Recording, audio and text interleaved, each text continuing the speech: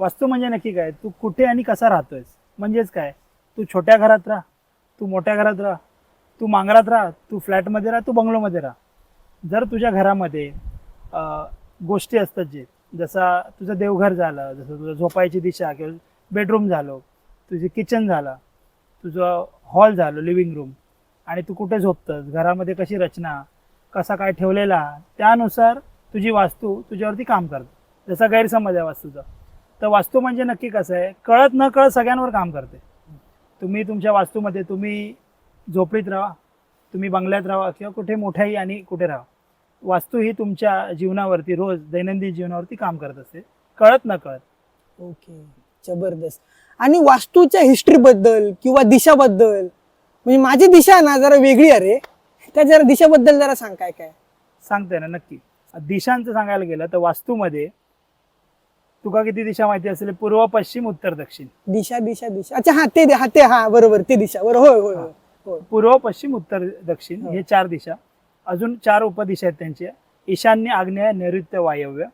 आणि त्याच्यामध्येही काही दिशा आहेत ज्या विश्वकर्म ग्रंथ मध्ये, विश्वकर्म प्रकाश ग्रंथ आहे त्याच्यामध्ये सांगितल्या गेलेल्या आहेत. विश्वकर्म प्रकाशजी म्हणजे कोण, तर हे देवांचे आर्किटेक्ट. ओके. हा, तर त्यांनी जे ग्रंथ लिहिला त्याच्यामध्ये त्याच्या मधल्या ज्या दिशा आहेत त्या अशा आहेत की ईशान्य आणि पूर्वच्या मध्येही एक दिशा धरली जाते. अशा प्रत्येक उपदिशा आणि उपदिशांच्या उपदिशा अशा मिळून 16 दिशा आहेत. हो बापरे, बघा मंडळींनो केवढा नॉलेज आहे, जबरदस्त ना. पुढचा प्रश्न घेते मंडळींनो, कोकणातल्या वास्तूबद्दल काय सांगशील माका. बघ, आता जेवढं मी फिरते कोकणामध्ये, कोकणातल्या वास्तूबद्दल जर सांगायचं झालं तर कोकणामध्ये तू बघितलं असेल की घर बांधायचा विषय काढला किंवा घर बांधायला सुरुवात केली, घर बांधणं चालू आहे किंवा घर बांधणं व्हायला आलं किंवा घर बांधून पूर्ण व्हायला आलं की ह्या दरम्यान घरात काय ना काय घटना घडते. हो, ह्या मात्र बरोबर बोललं. आमच्याकडे तो किस्सा झालो की घर बांधू घेतले नाही आणि 3-4 महिन्यात तो मालकच वारलो. काय ते काय म्हणजे रिझन बिझन काय नाही, डायरेक्ट गेलो. कसं आहे ना, घर बांधायची जी वेळ असते, प्रत्येक गोष्टीची वेळ काळ आहे.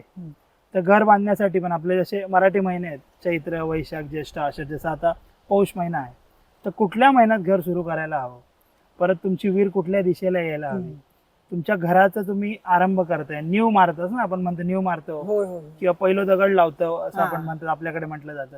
तर तो कधी लावायचा आहे ह्याचं महत्व आहे. आणि हे ज्यांना नसेल माहिती तर मग ह्या गोष्टी घडतात की घरात कोणतरी आजारी पडणार, घरातलं म्हणतात ना यंग मुलगा किंवा मुलगी यांच्यावरती ते बेतू शकतं. असे किती घर आहेत कोकण पासून पुण्यापर्यंत, माझ्याकडे उदाहरणं आहेत, मी ज्यांच्याकडे कामं केलेली आहेत किंवा त्यांच्या वास्तूचं काम केलेलं आहे की घर बांधताना ह्या गोष्टी येतात. कोकणात भरपूर ठिकाणी मी बघितलंय की घराचा विषय काढला की वर्षभरात घरात कोणतरी एकतर ऑफ होतो किंवा घरात कोणतरी आजारी पडतं किंवा ऍक्सिडेंट होतं, अशा काही घटना घडतात. किंवा घर बांधून होईपर्यंत घराचा मालक जो बांधतोय तो तरी ऍडमिट होतो.